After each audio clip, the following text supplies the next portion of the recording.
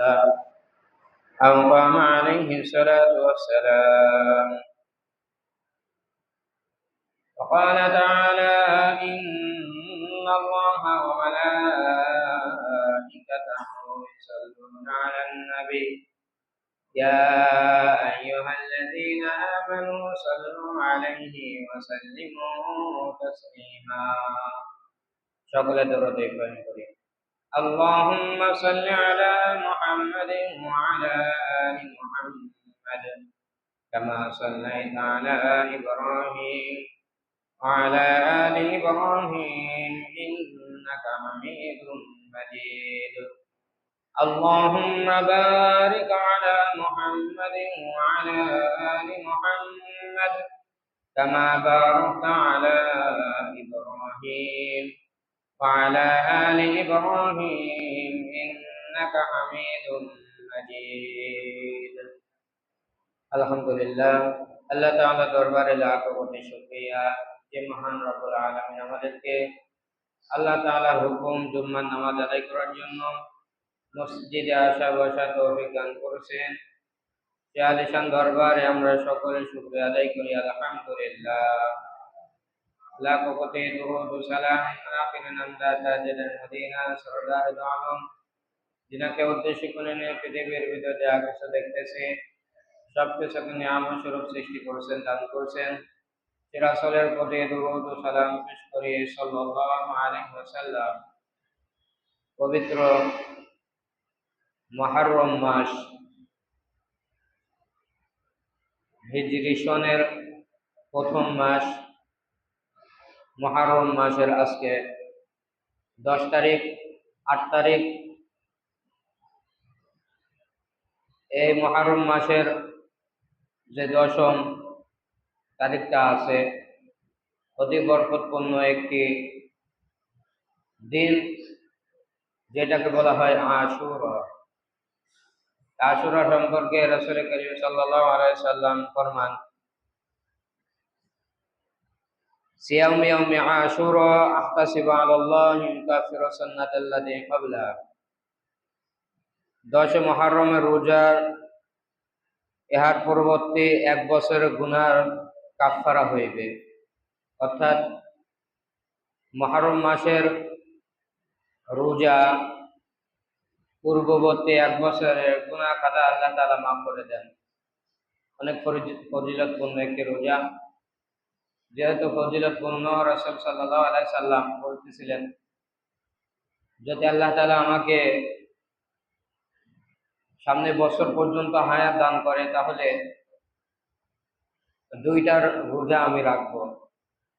অর্থাৎ মুহররম মাসের 10ম তারিখের সঙ্গে হয় 11 তারিখ অথবা 9 তারিখকে যুক্ত করে রোজা রাখার কথা বলা হয়েছে। এজন্য অনেক ফজিলতপূর্ণ রোজা। আল্লাহ তাআলা আমাদের সকলকে রাখার মতো তৌফিক দান করুন। এই মাস আসলে পারে আমাদের ভিতরে কিছু চিন্তা, আমাদের কিছু প্রশ্ন চলেই আসে যে আশুরা আল্লাহ রাব্বুল আলামিনের এই পৃথিবীর সৃষ্টির লগ্ন থেকে এই আশুরার ইতিহাস চলে আসতেছে। এর ভিতরে আবার আমাদের নবী, দয়ার নবী, মায়ার নবী হযরতে মুহাম্মদুর রাসূলুল্লাহ সাল্লাল্লাহু আলাইহি ওয়াসাল্লামের কলিজার টুকরা নাতি হযরতে ইমাম হুসাইন রাদিয়াল্লাহু আনহুকে কারবালার ময়দানে এই সন্ত্রাসী বাহিনী, এই মুনাফিকরা নির্মমভাবে শহীদ করেন। সেই সম্পর্কে এই কারবালার ইতিহাস বুঝতে হলে আমাদের পূর্বের কিছু ইতিহাস আমাদের জানা দরকার। রাসূল করিম সাল্লাল্লাহু আলাইহি সাল্লামের 63 বছরের জিন্দেগিকে সিরাতুন নবী সাল্লাল্লাহু আলাইহি সাল্লাম বলেন। এই 63 বছরকে 3টা অধ্যায়ে ভাগ করা হয়েছে। প্রথম অধ্যায়ে নবুয়ত পাওয়ার আগে 40 বছর, দ্বিতীয় অধ্যায়ে মাক্কি জীবনের 13 বছর, তৃতীয় অধ্যায় মাদানীর 10 বছর। এই তিনটা অধ্যায়ে রাসূল করিম সাল্লাল্লাহু আলাইহি সাল্লাম এই 63 বছর দুনিয়ার ভিতরে জীবন যাপন করেন। প্রথম অধ্যায়ে 40 বছরে আল্লাহ রাসূল সাল্লাল্লাহু আলাইহি সাল্লামের উপর ওহী না আসার কারণে, নবুয়ত প্রাপ্তি না পাওয়ার কারণে তিনি নিজেই নীরবে নিরলয় একা একা ইবাদত আর বন্দেগী করতেছিলেন। নবুয়ত প্রাপ্তি হওয়ার পর মাক্কি জিন্দেগীর 13 বছরে রাসূল সাল্লাল্লাহু আলাইহি সাল্লাম এবং তার অনুসারীগণ অর্থাৎ সাহাবা আজমাইনগণ বিভিন্ন জায়গায় কাফের, মুশরিক, ইহুদি, নাসারাদের হাতে বিভিন্নভাবে লাঞ্ছনা, অপমান, অপদস্থ হয়েছেন। কিন্তু কোনোদিন এই যে অপমানের প্রতিশোধ, অপমানের জবাব না রাসূল নিয়েছেন, না সাহাবা আজমাইনগণ নিয়েছেন। তৃতীয় অধ্যায়ের মাদানী জিন্দেগিতে রাসূল সাল্লাল্লাহু আলাইহি সাল্লামের জীবন দশায় 66টি যুদ্ধ করছেন।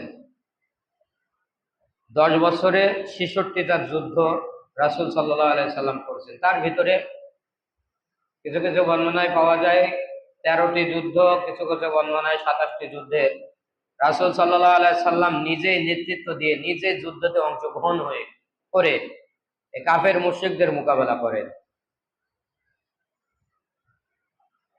বাকি যুদ্ধগুলাতে সাহাবা আজমাইনদেরকে আমির নিযুক্ত করে, প্রধান সেনাপতি নিযুক্ত করে যুদ্ধ পরিচালনা করানো হয়। এখন আমাদের প্রশ্ন আসতে পারে, প্রথম অধ্যায়ে 40 বছরে রাসূল কেন যুদ্ধ করলেন না? দ্বিতীয় অধ্যায়ের মাক্কি জিন্দেগীর 13 বছরে কেন যুদ্ধ করলেন না? তৃতীয় অধ্যায়ের 10 বছরের মাদানী জিন্দেগীর কেন যুদ্ধ করলেন?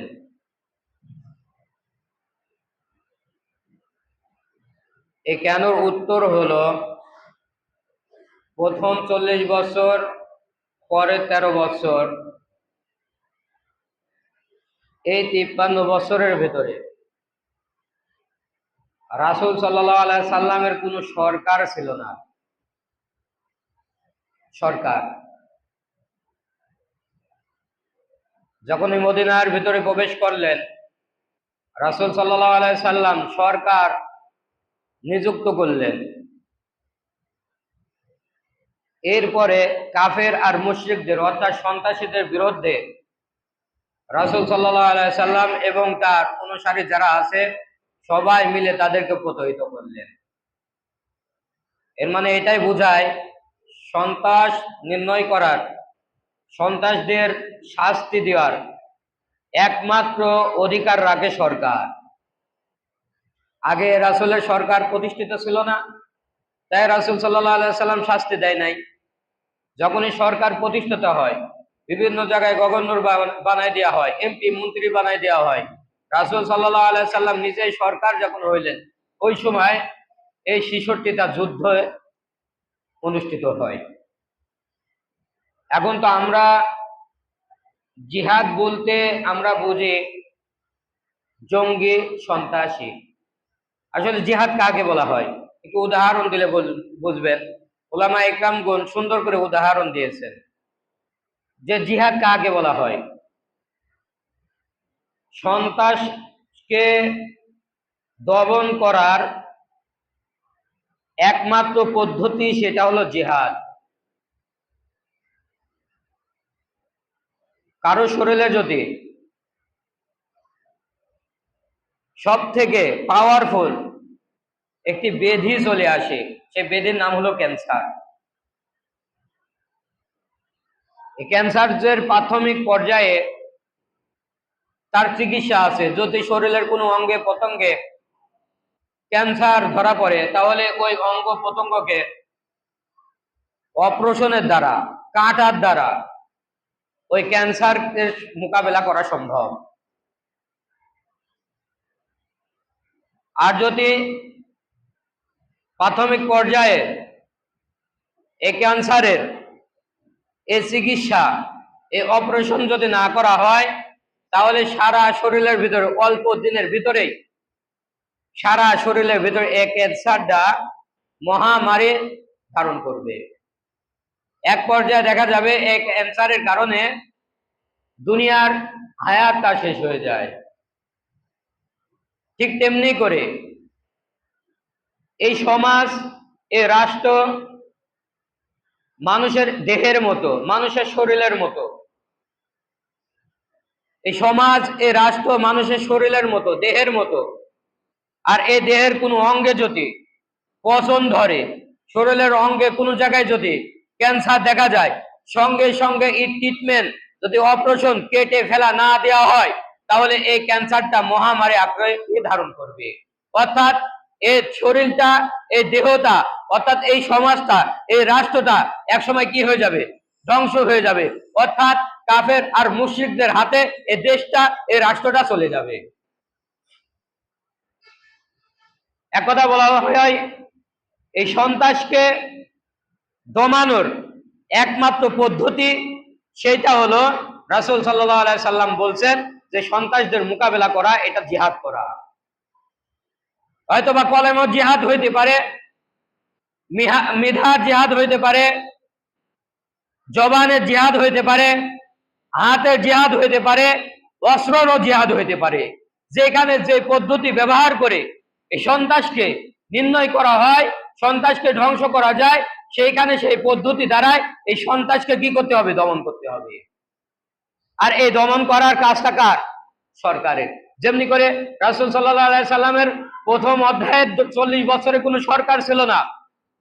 দ্বিতীয় অধ্যায়ের 13 বছর রাসূলকে অনেকভাবে, রাসূল সাল্লাল্লাহু আলাইহি সাল্লামের সাহাবা আজমাইনদের উপরে বিভিন্ন ভাবে অত্যাচার, জুলুম, নির্যাতনের শিকার হয়েছেন সাহাবী এবং রাসূল সাল্লাল্লাহু আলাইহি সাল্লাম, কিন্তু কোনো প্রতিবাদ ছিল না। কেন? কারণ সরকার প্রতিষ্ঠা ছিল না। আর এই 10 বছরের মাদানী জিন্দেগির ভিতরে 66টা যুদ্ধের ভিতরে রাসূল সাল্লাল্লাহু আলাইহি সাল্লাম জীবন দশা যুদ্ধ হয়। আর তার ভিতর 22 থেকে 23 থেকে 27টি যুদ্ধের ভিতর রাসূল সাল্লাল্লাহু আলাইহি সাল্লাম নিজেই নেতৃত্ব দিয়ে, নিজেই প্রধান সেনাপতির দায়িত্ব পালন করে তিনি যুদ্ধ করেন। এই 66টা যুদ্ধের ভিতরে একটি জিহাদের নাম হলো উহুদের যুদ্ধ। আমরা সকলে জানি উহুদ একটি পাহাড়ের নাম। এই পাহাড়টা 3 দিক থেকে বিস্তৃত করা। আর পাহাড়ের ভিতরে যাইতে হলে বিকল্প আরেকটি রাস্তা, একটি গিরিপথ। অনেক লম্বা ইতিহাস, সেদিকে আমি যাব না। মূলত কারবালার ইতিহাস বুঝতে হইলে আমাদের এই ইতিহাস আগে জানতে হবে, বুঝতে হবে। এই উহুদের ময়দানে রাসূল সাল্লাল্লাহু আলাইহি সাল্লাম সাহাবা আজমাইনদেরকে বিভিন্ন জায়গায় দায়িত্বশীল ভাবে তাদেরকে নিযুক্ত করেন। তার ভিতরে একটি দায়িত্ব দেয় যে গিরিপথ, এই গিরিপথের পাহারাদার হিসাবে কিছু সংখ্যক সাহাবা আজমাইনদেরকে সেইখানে দাঁড় করায় রাখে। আর তাদেরকে বলে, যতক্ষণ পর্যন্ত যুদ্ধ চলে ততক্ষণ পর্যন্ত তোমরা এই গিরিপথ, অর্থাৎ এই রাস্তা তোমরা ছাড়বে না। যতক্ষণ পর্যন্ত যুদ্ধ চলে ততক্ষণ পর্যন্ত এই রাস্তা তোমরা ছাড়বে না। লম্বা ইতিহাস, আমি সেদিকে যাব না। রাসূল সাল্লাল্লাহু আলাইহি সাল্লামের এই কথার উপরে হিদায়াত করে তারা ওই গিরিপথের ভিতরে পাহারাদার হিসাবে নিযুক্ত হন। এক পর্যায়ে দেখা যায় এই কাফের মুশরিকরা এই সাহাবা আজমাইনদের হাতে মার খেয়ে তারা এই উহুদের ময়দান থেকে পলায়ন করে। তাদের ঔষধ পাতি, তাদের অর্থ সম্পদ, পোশাক আদি যা কিছু ছিল ওই ময়দানের ভিতর রেখে তারা পলায়ন করে। পলায়নের পরে যেহেতু গনিমতের মাল মুসলমানদের জন্য খাওয়া কি জায়েজ, ওষুধপাতি, খাবার পত্র, পোশাক আদি অর্থ করে যা কিছু তারা ফেলে রেখে চলে গেছে, এই সমস্ত জিনিসগুলাকে এই ওহুদের ময়দানের যোদ্ধারা তারা নেয়ার জন্য ময়দানের ভিতর চলে যায়। বুঝাই যাইতেছে যে কি যুদ্ধে মুসলমানরা বিজয় লাভ করছে আর কাফেররা কি করছে, পরাজয় লাভ করছে। তারা ভীত সন্ত্রস্ত হয়ে ময়দান থেকে পলায়ন করছে, বুঝাই যাচ্ছে। এই অবস্থা দেখে এই গিরিপথের পাহারাদার যার যে সমস্ত সাহাবা আজমাইনরা ছিল, সমস্ত সাহাবা আজমাইনরা অন্যান্য যোদ্ধাদের মতো তারা ওই গিরিপথটা ছেড়ে তারা যে ওই কাফেরদের ওই সমস্ত ওষুধপত্র, খাবার, টাকা পয়সা, মালপত্র যেগুলো আছে এগুলা নেওয়ার জন্য ময়দানের ভিতর চলে যায়। যখন কাফেররা দেখলেন যেহেতু ওই পাশ দিয়ে গেলে পারে আমরা মুসলমানদেরকে আমরা আক্রমণ করতে পারবো না, একমাত্র পথ হলো গিরিপথ, এই গিরিপথের ভিতরে যে পাহারাদার ছিল একটা পাহারাদারও এর ভিতর নাই, এমন তো অবস্থায় এই কাফেররা দল বল সহকারে নিয়ে আবার ওই গিরিপথ থেকে ভিতরে ঢুকে অতর্কিত হামলা করে মুসলমানদেরকে এক পর্যায়ে বলা হয় পরাজিতই করে। কিছু কিছু মুসলমানদের যোদ্ধাদের হাত কেটে দিয়েছে, পাও কেটে দিয়েছে, কাউকে শহীদ করে ফেলছে। এমন তো অবস্থায় রাসূল করিম সাল্লাল্লাহু আলাইহি সাল্লামকে তীর মেরে অস্ত্রের আঘাতে তাকে জখম করে, আহত করে। শুধু তাই নয়, রাসূল সাল্লাল্লাহু আলাইহি সাল্লামের দন্দন মোবারককেও শহীদ করে, অর্থাৎ দাঁতকেও শহীদ করে। এমন তো অবস্থায় সাহাবা আজমাইনগণ দেখে রাসূল সাল্লাল্লাহু আলাইহি সাল্লামকে ধরে পাহাড়ের ওই উঁচু গুহার ভিতরে নিয়ে যান। আমরা সকলেই জানি যে মুসলমানদের ভিতরে কিছু সংখ্যক নামধারী মুসলমানরা আছে যারা দাবি করে আমরা মুসলমান, কিন্তু আসলে তারা প্রকৃত মুসলমান নয়, তারা হলো কি মুনাফিক। এই মুনাফিক মার্কা কিছু লোক ওই ময়দানের ভিতরে ঘোষণা করা শুরু করলেন যে মুহাম্মদ সাল্লাল্লাহু আলাইহি সাল্লাম শহীদ হয়েছেন, শাহাদাত বরণ করছে, যে তোমরা কার জন্য যুদ্ধ করবে, তোমরা কেন যুদ্ধ করবে, যুদ্ধ করার প্রয়োজন নাই, তোমরা যার যার মতো শেষে বাড়ি চলে যাও। কিছু সরল মুসলমান তারাও দেখলো আসলে তো আমরা যুদ্ধটা করব কার জন্য, যেখানে রাসূলই শহীদ হয়েছে ওখানে আমাদের যুদ্ধ করার কোনো প্রয়োজন নাই। আসলে কি রাসূল শহীদ হয়েছেন? রাসূল জখম হয়েছেন, আহত হয়েছেন, কিন্তু ওই কুখ্যাত ওই মুনাফিক এলান করে দিল যে তোমরা যুদ্ধ করবে কার জন্য, রাসূল সাল্লাল্লাহু আলাইহি সাল্লাম তো শাহাদাত বরণ করছে, যুদ্ধ করার প্রয়োজন নাই, যার যার মতো শেষে বাড়ি চলে যাও। সরল কিছু মুসলমান তারাও সরল মনে বলল যে আসলে তো যুদ্ধ করব কেন, রাসূল নিজেই শাহাদাত বরণ করছে, যে চলো যাই না, যার যার বাড়িতে শেষে চলে যায়। ওই সময় আল্লাহ রাব্বুল আলামিন একটি কোরআনের আয়াতকে নাযিল করলেন, ওয়া মুহাম্মাদুন ইল্লা রাসূল قد خلت من قبله الرسل أفإن مات أو قتل انقلبتم على أعقابكم ومن ينقلب على عقبيه فلن يضر الله شيئا وسيجزي الله الشاكرين। আল্লাহ রাব্বুল আলামিন বলতেছেন, ওয়া মুহাম্মাদুন ইল্লা রাসূল, মুহাম্মদ সাল্লাল্লাহু আলাইহি সাল্লাম তো একজন মাত্র রাসূল। মুহাম্মদ সাল্লাল্লাহু আলাইহি সাল্লাম একজন মাত্র তো কি রাসূল, তিনি তো আর আল্লাহ নয়। মুহাম্মদ সাল্লাল্লাহু আলাইহি সাল্লাম কি একজন মাত্র রাসূল, তিনি তো আল্লাহ নয়। তোমরা জিহাদ করতেছো কি নবীজিকে জীবিত রাখার জন্য, না রাসূল সাল্লাল্লাহু আলাইহি সাল্লামের আদর্শকে টিকে রাখার জন্য? যদি তোমরা রাসূল সাল্লাল্লাহু আলাইহি সাল্লামকে জীবিত রাখার জন্য জিহাদ করে থাকো, তাহলে কি এখানে তাফসীরে অনেক ভাষায় অনেক রকম ভাবে তাফসীরকারগণ বলছেন, লিখছেন যে যদি মুহাম্মদ সাল্লাল্লাহু আলাইহি সাল্লামকে জীবিত রাখার জন্য জিহাদ করে থাকো তাহলে তোমরা ধ্বংস হবে। কারণ ইন্নাকা মাইয়িতুন ওয়া ইন্নাহুম মাইয়িতুনা। আল্লাহ তাআলা আরেক আয়াতের ভিতর কি বলতেছেন, হে নবী আপনিও মরণশীল, তারাও মরণশীল। রাসূল সাল্লাল্লাহু আলাইহি সাল্লামকে কি বলতেছেন? আপনিও মরণশীল, তারাও মরণশীল। অর্থাৎ রাসূল সাল্লাল্লাহু আলাইহি সাল্লামও ইন্তেকাল করবে, আর বাকি যত মানুষ আছে আগে এবং পরে সকলেই ইন্তেকাল করবে। এই ইন্তেকালের হাত থেকে কেউ বাঁচতে পারবে না। কুল্লু নাফসিন যায়িকাতুল মাউত। এই ইন্তেকালের হাত থেকে কেউ বাঁচতে পারবে না। যে রাসূল সাল্লাল্লাহু আলাইহি সাল্লামকে জীবিত রাখার জন্য তো জিহাদ নয়, যুদ্ধ নয়, চেষ্টা নয়, রাসূল সাল্লাল্লাহু আলাইহি সাল্লামের আদর্শকে বাস্তবায়ন করার জন্য, রাসূল সাল্লাল্লাহু আলাইহি সাল্লামের তরিকাকে জিন্দা রাখার জন্য জিহাদ করা। ঠিক একই এই আয়াতের মর্ম। যেরকম ভাবে শিক্ষা, উহুদের শিক্ষা মুসলমানদের জন্য, ঠিক তেমনি করে কারবালের শিক্ষাও মুসলমানদের জন্যই। লম্বা ইতিহাস সামনে জুম্মায় ধারাবাহিকভাবে আলোচনা করা হবে।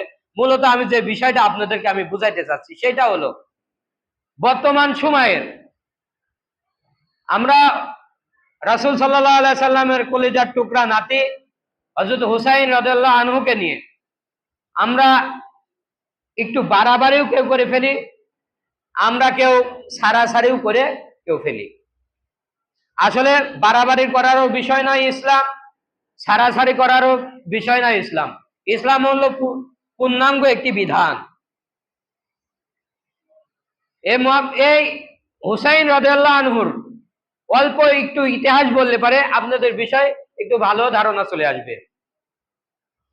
মুহাম্মদ সাল্লাল্লাহু আলাইহি সাল্লামের এই নাতি হযরত হুসাইন রাদিয়াল্লাহু আনহুকে এই কুফাবাসী বিভিন্ন সময় বিভিন্ন মানুষ চিঠি লেখা শুরু করলেন। কি চিঠি?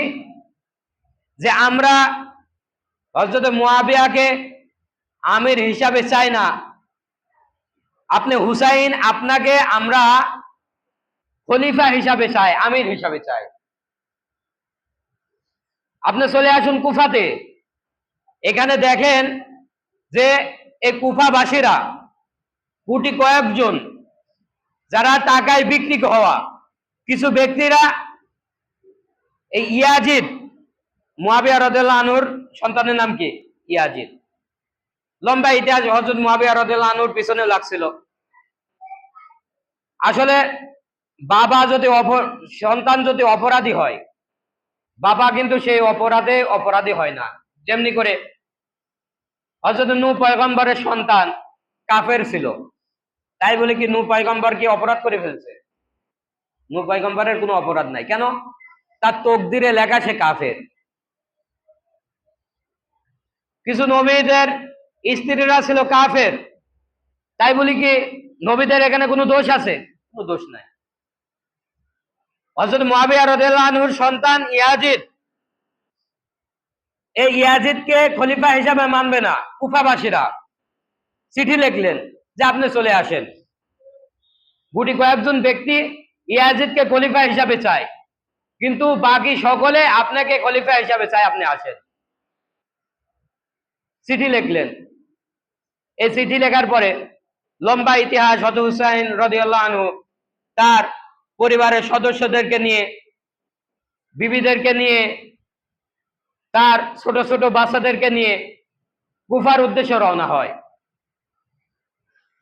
পথের মধ্যে হযরত হুসাইন রাদিয়াল্লাহু আনহুকে চারিদিক থেকে এই ইয়াজিদ বাহিনী, এই সন্ত্রাসী বাহিনী হযরত হুসাইন রাদিয়াল্লাহু আনহু এবং তার পরিবারের সকলকে চারিদিক থেকে বেষ্টন করে ঘিরে ফেলে। এই দৃশ্য দেখে যে সকল ব্যক্তিরা হযরত হুসাইন রাদিয়াল্লাহু আনহুকে চিঠি লিখছিলেন যে আপনি আসেন, আপনাকে খলিফা হিসাবে আমরা চাই, ইয়াজিদকে আমরা খলিফা হিসাবে চাই না, সেই সমস্ত ব্যক্তিরা হযরত হুসাইন রাদিয়াল্লাহু আনহুর সঙ্গে ছিলেন।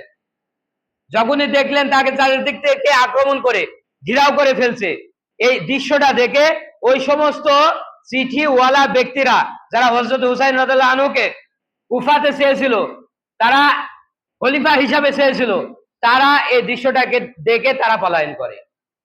যারা মুসলমানদের বিপদে ফেলে, মুসলমানদের আমিরকে বিপদে ফেলে যারা পলায়ন করে, নিঃসন্দেহে তারা কি মুনাফিক। তারা কি মুনাফিক। তারা মুনাফিকের পরিচয় দিয়ে তারা কি করলো? পলায়ন করে চলে গেল হযরত হুসাইন রাদিয়াল্লাহু আনহুকে এবং তার পরিবারের ছোট ছোট বাচ্চা সহ মানুষদেরকে কি করলেন, শহীদ করে দিলেন। লম্বা ইতিহাস, সেদিকে যাব না। ঠিক কয়েক বছর পরে ইয়াজিদের সঙ্গে মুক্তার নামে একজন ব্যক্তির, রাজনৈতিক ব্যক্তির একটি দ্বন্দ্ব ছিল রাজনৈতিক বিষয়ে।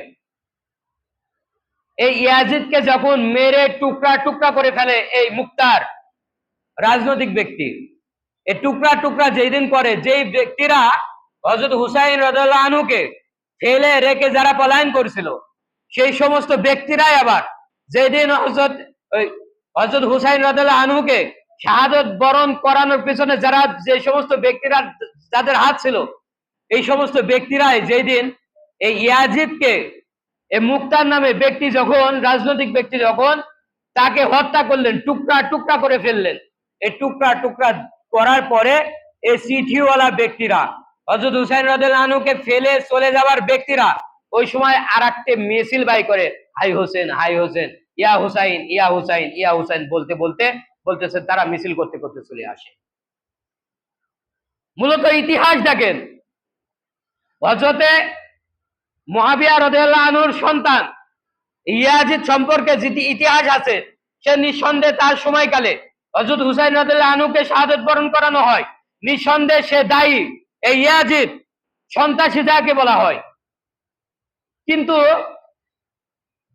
ইয়াজিদকে যে সময় খিলাফতের দায়িত্ব দেওয়া হয়, ওই সময় ইয়াজিদ নামাজি ছিল।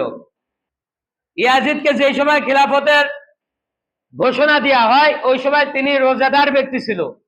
ইয়াজিদকে যে সময় খিলাফতের ঘোষণা করা হয়, ওই সময় ইয়াজিদ মদকে ঘৃণা করত, নর্তকীকে ঘৃণা করত। কিন্তু একটি ইতিহাসের ভিতর পাওয়া যায়, একটি ইতিহাসের ভিতরে, যদিও বা ইতিহাসটা জয়ীফ, দুর্বল, এর কিন্তু গ্রহণযোগ্যতা কোনো সাক্ষী নেই, তারপরেও ইতিহাস, সেটা হলো যখন তিনি ক্ষমতার চেয়ারে বসে, এই চেয়ারে বসার পরে এই ইয়াজিদ বেনামাজি হয়ে যায়। ক্ষমতার চেয়ারে বসার পরে তিনি বলতেছেন মদ পান করা শুরু করে। ক্ষমতার মস্তকে বসার পরে তিনি আবার নর্তকীর নাচ দেখা শুরু করে, তিনি আবার গান বাদ্য নিয়ে তিনি ব্যস্ত হওয়া শুরু করে। এখন বর্তমান সময়কার আপনাদের কাছে আমার একটি প্রশ্ন থাকবে, যারা এই আশুরার তারিখে ইয়া হুসাইন, ইয়া হুসাইন বলে তরবারি বানায়, কিছু কিছু ওই যে অস্ত্র ঢাল কিছু বানায়, যারা রাস্তায় রাস্তায় ঘুরে বেড়ায়, এই সমস্ত ব্যক্তিদের চেহারা গুলা দেখেন, এরা নামাজি না বেনামাজি, এরা নর্তকী নিয়ে থাকে কি না থাকে, আর ঈদের চরিত্র সম্পর্কে আমাদের আগে ধারণা থাকা লাগবে, তারা এই কাজগুলা করতেছে। এই জন্য আমরা মুনাফিক থেকে সাবধান।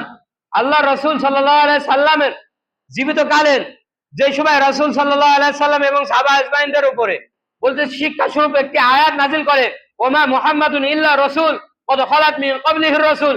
রাসূল সাল্লাল্লাহু আলাইহি সাল্লাম শুধু একজন রাসূল, তিনি তো আল্লাহ নয়। তাকে জীবিত রাখার জন্য, তার জন্য তো জিহাদ হওয়া সম্ভব নয়, একমাত্র আল্লাহ তাআলা দ্বীন কায়েমের জন্য, রাসূল সাল্লাল্লাহু আলাইহি সাল্লামের আদর্শকে জিন্দা রাখার জন্য জিহাদ। তাহলে আমরা যারা আজকে হুসাইনের জন্য জিহাদ করতেছি, হুসাইন রাদিয়াল্লাহু আনহুর জন্য আমরা নামধারী যারা, আমরা প্রেমিক বলে আমরা যারা এই করতেছি, রাসূল সাল্লাল্লাহু আলাইহি সাল্লামের সিরা ফুটা কিছু সুন্নত তাদের ভিতর আছে কিনা আগে এগুলা দেখতে হবে, আগে ইতিহাস জানতে হবে, তারপরে এদেরকে সাপোর্ট দিতে হবে। এই সম্পর্কে ইনশাআল্লাহ সামনের জুম্মায় যে আলোচনা আছে, যা কিছু শুনলাম এবং বললাম, আল্লাহ তাআলা আমাদের সকলকে সঠিক ইতিহাস বোঝা মতো তৌফিক দান করুক। ওয়া আখিরে দাওয়ানা আলহামদুলিল্লাহি রাব্বিল আলামিন। যারা সুন্নাত পড়ে নাই তারা সুন্নাত